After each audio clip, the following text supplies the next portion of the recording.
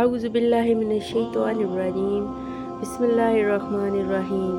مسلمانوں کے نزدیک قرآن پاک اللہ تعالیٰ کا کلام ہے۔ جبرائیل علیہ السلام کے ذریعے قرآن پاک کا نزول اس وقت شروع ہوا جب ہمارے حضور نبی اکرم صلی اللہ علیہ وآلہ وسلم کو پیشگوئی کا تحفہ دیا گیا۔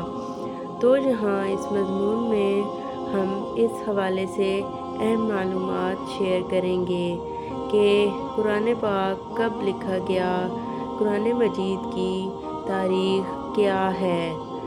جیسا کہ ہم سب جانتے ہیں کہ ہمارے نبی حضرت محمد صلی اللہ علیہ وآلہ وسلم نے قرآن پاک نہیں لکھا کیونکہ وہ لکھنا نہیں جانتے تھے۔ وہ صحابہ جو لکھنا اور پڑھنا جانتے تھے وہ قرآن مجید کی آیات حفظ کرتے تھے اور وہ قرآن کریم کو چمڑے، ہڈیوں اور بعض اوقات پتوں پر لکھتے تھے۔ چنانچہ حضرت ابوبکر رضی اللہ عنہ کے دور خلافت میں ہمارے حضور نبی اکرم صلی اللہ علیہ وسلم کی وفات کے بعد پہلی تالیف ہوئی۔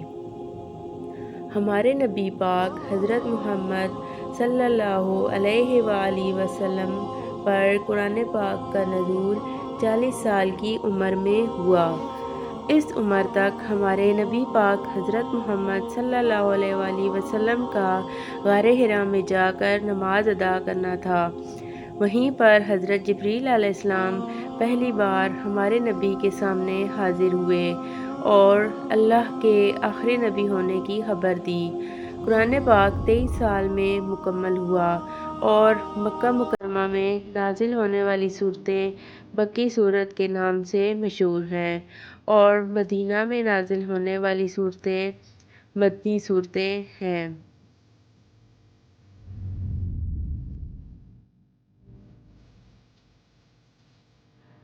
مرتب کرنے والی کمیٹی۔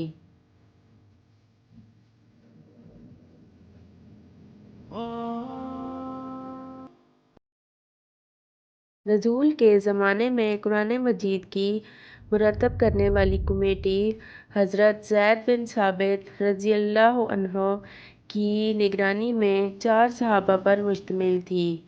قرآن پاک کی ریکارڈنگ کے ذمہ دار تھے۔ معلوم ہوا کہ قرآن مجید کی تالیف 3 مراحل میں ہوئی۔ پہلا مرحلہ ہمارے نبی اکرم صلی اللہ علیہ وآلہ وسلم کی زندگی کا تھا جب آپ نے اپنے صحابہ کو پتوں اور چمڑے پر قرآن پاک لکھنے کا حکم دیا۔